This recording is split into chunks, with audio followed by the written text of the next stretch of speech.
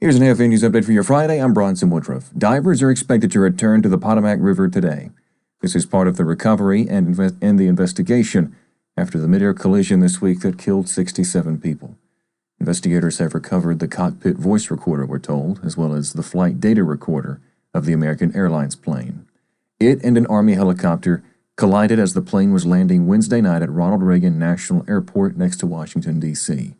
Officials are scrutinizing a range of factors in what National Transportation's Safety Board Chairwoman Jennifer Homendy called an all-hands-on-deck event. All people aboard the two aircraft were killed. Officials are examining the actions of the military pilot and air traffic control after the helicopter apparently flew into the path of the American Airlines jet. The airspace around Washington, D.C. is congested and complex. This is a problem aviation experts say they've worried about for a long time that could lead to catastrophe.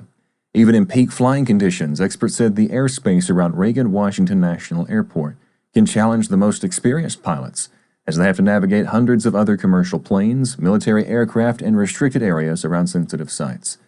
This was a disaster waiting to happen, said Ross Eimer, a retired United Airlines captain and chief executive officer of Aero Consulting Experts. He added, quote, "Those of us who have been around a long time have been yelling into a vacuum that something like this would happen because our systems are stretched to extremes." Hospitals in Colorado, Virginia, and the nation's capital said Thursday they have paused gender manipulation procedures for young people. This as they evaluate President Donald Trump's executive order aimed at cutting federal support for these procedures. Denver Health in Colorado has stopped providing gender manipulation surgeries for people under age 19. A spokesperson confirmed that on Thursday. This is to comply with the executive order and continue receiving federal funding. It's not clear whether the hospital will continue providing other gender manipulation procedures for youth, including hormone therapy and puberty blockers. Over in Virginia, VCU Health and Children's Hospital of Richmond said they have suspended gender manipulation procedures, including both surgeries and medication for people under 19 years old.